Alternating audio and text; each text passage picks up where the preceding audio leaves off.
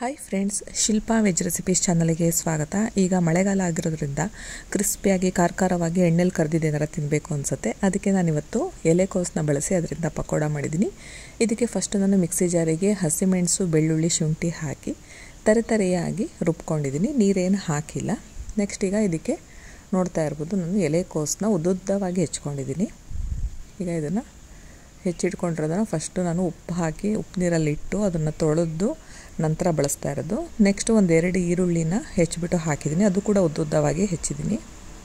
Next ಇದಕ್ಕೆ 1-2 3 table ಸ್ಪೂನ್ನಷ್ಟು ಕಡಲೆ ಹಿಟ್ಟು ಹಾಕಿದ್ರೆ ಅದೇ ಕ್ವಾಂಟಿಟಿಯಲ್ಲಿ ಅಕ್ಕಿ ಹಿಟ್ಟನ್ನ ಕೂಡ ಹಾಕ್ಕೊಳ್ಬೇಕು. ಕಡಲೆ ಹಿಟ್ಟನ್ನ ಕೊನೆಯಲ್ಲಿ ನಾನು 1 ಸ್ಪೂನ್ ಹಾಕಿದ್ದೀನಿ.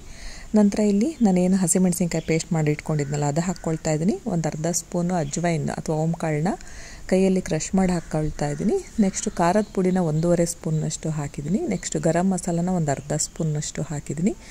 ನೆಕ್ಸ್ಟು ಕಸೂರಿ ಮೇಥಿನ ಹಾಕ್ಕೊಳ್ತಾ ಇದ್ದೀನಿ. ಸ್ವಲ್ಪ ಕೈಯಲ್ಲೇ ಕ್ರಷ್ ಮಾಡಿ ಹಾಕಬೇಕು. ನೆಕ್ಸ್ಟ್ ಇಲ್ಲಿ ಸ್ವಲ್ಪ ಅರಿಶಿನ ಪುಡಿ ಹಾಕ್ಕೊಳ್ತಾ ಇದ್ದೀನಿ. ಜೊತೆಗೆ ಒಂದು ಅರ್ಧ ಸ್ಪೂನ್ನಷ್ಟು ಜೀರಿಗೆ ಹಾಕಿದ್ದೀನಿ ಮತ್ತು ಉಪ್ಪನ್ನು ಕೂಡ ಹಾಕ್ಕೊಳ್ತಾ ಇದ್ದೀನಿ. ಈಗ ಇದಿಷ್ಟನ್ನು ಹಾಕಿ ನೀಟಾಗಿ ಮಿಕ್ಸ್ ಮಾಡ್ಕೊಳ್ಬೇಕು. ನಾವಿಲ್ಲಿ ಹಸಿಮೆಣಸನ್ನ ಪೇಸ್ಟ್ ಮಾಡಿ ಹಾಕ್ಕೊಳ್ಬೇಕು ಅಂತಿಲ್ಲ, ಉದ್ದುದ್ದವಾಗಿ ಹೆಚ್ಚಿ ಅದನ್ನು ಕೂಡ ಹಾಕ್ಕೊಳ್ಬೋದು ಒಂದು ಸ್ವಲ್ಪ. ನೆಕ್ಸ್ಟ್ ಈಗ ಇದಿಷ್ಟನ್ನು ಮಿಕ್ಸ್ ಮಾಡ್ಕೊಳ್ತಾ ಹೋದಾಗ ನೀರು ಹಾಕೋ ಅವಶ್ಯಕತೆಯೇ ಇಲ್ಲ, ಹಿಟ್ಟು ಚೆನ್ನಾಗಿ ಕಲಿಸ್ಕೊಳ್ಳುತ್ತೆ. ಈಗ ನಾನು ಇದಕ್ಕೆ 1-2 ಸ್ಪೂನ್ ಅಥವಾ 3 ಟೇಬಲ್ ಸ್ಪೂನ್ನಷ್ಟು ಎಣ್ಣೆ ಹಾಕ್ಕೊಳ್ತಾ ಇದ್ದೀನಿ. ನೋಡಿಕೊಂಡು ಹಾಕ್ಕೊಳ್ಬೋದು, ಕ್ವಾಂಟಿಟಿ ಎಷ್ಟು ನಾವು ಮಾಡ್ತೀವಿ ಅದ್ರ ಮೇಲೆ ಡಿಪೆಂಡು. ಈಗ ಇದಕ್ಕೆ ಒಂದು ಅರ್ಧ ಹೋಳಿಗೆಯಷ್ಟು ನಿಂಬೆ ರಸನ ಕೂಡ ಹಾಕ್ಕೊಳ್ತಾ ಇದ್ದೀನಿ. ಈಗ ಇದಿಷ್ಟನ್ನು ಹಾಕಿದ್ಮೇಲೆ ಮತ್ತೆ ಮಿಕ್ಸ್ ಮಾಡ್ಕೊಳ್ತಾ ಇದ್ದೀನಿ.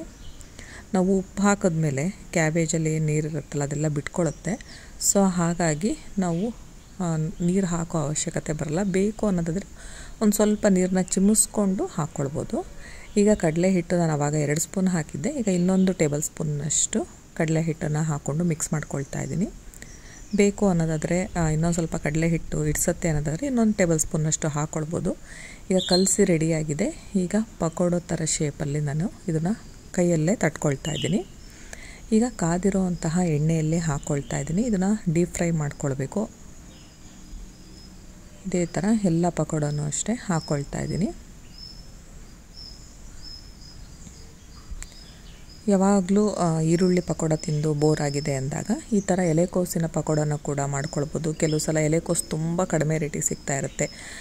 ಹಾಗಾಗಿ ಅಂಥ ಟೈಮ್ನಲ್ಲಿ ಕೂಡ ನಾವು ಇದನ್ನು ತೊಗೊಂಬಂದು ಮಾಡ್ಕೊಳ್ಬೋದು. ಈಗ ಮಳೆಗಾಲ ಆಗಿರೋದ್ರಿಂದ ಎಣ್ಣೆಲಿ ಕರೆದಿದ್ದು ತಿನ್ನಬೇಕು ಅಂತ ತುಂಬ ಅನಿಸುತ್ತೆ, ಖಾರವಾಗಿ ಇರೋವಂಥದ್ದು. ನಾವು ಇದನ್ನು ಈ ರೀತಿ ಮಾಡಿಕೊಂಡು ತಿನ್ನೋದ್ರಿಂದ ಟೇಸ್ಟಿಯಾಗೂ ಕೂಡ ಇರುತ್ತೆ, ಡಿಫ್ರೆಂಟಾಗಿ ಕೂಡ ಇರುತ್ತೆ. ಈಗ ಇದನ್ನು ತಿರುಗಿಸ್ಬಿಟ್ಟು ಹಾಕಿ ಮತ್ತೆ ಸ್ವಲ್ಪ ಕರಿತಾ ಇದ್ದೀನಿ.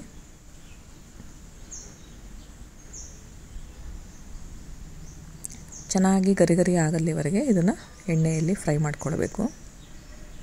ಸ್ವಲ್ಪ ಜಾಸ್ತಿ ಎಣ್ಣೆ ಹಾಕಿ ಕೂಡ ಡೀಪ್ ಫ್ರೈ ಮಾಡ್ಬೋದು, ಬಟ್ ಇಲ್ಲಿ ಸುಮ್ಮನೆ ಎಣ್ಣೆ ತುಂಬ ಹೊತ್ತು ಕಾಯಿಸೋದು ಬೇಡ ಅಂತ ಹೇಳಿ ಕಡಿಮೆ ಎಣ್ಣೆಯಲ್ಲೇ ಮಾಡ್ಕೊಳ್ತಾ ಇದ್ದೀನಿ.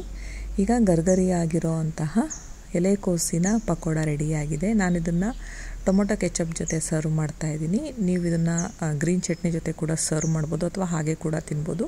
ನೀವು ಕೂಡ ಒಮ್ಮೆ ಈ ರೆಸಿಪಿನ ಮಿಸ್ ಮಾಡದೆ ಟ್ರೈ ಮಾಡಿ. ನಿಮಗೆಲ್ಲ ಈ ವಿಡಿಯೋ ಇಷ್ಟ ಆಯಿತು ಅನ್ನೋದಾದರೆ ಲೈಕ್ ಮಾಡಿ, ಶೇರ್ ಮಾಡಿ ಹಾಗೂ ಸಬ್ಸ್ಕ್ರೈಬ್ ಮಾಡಿ. Thank you friends.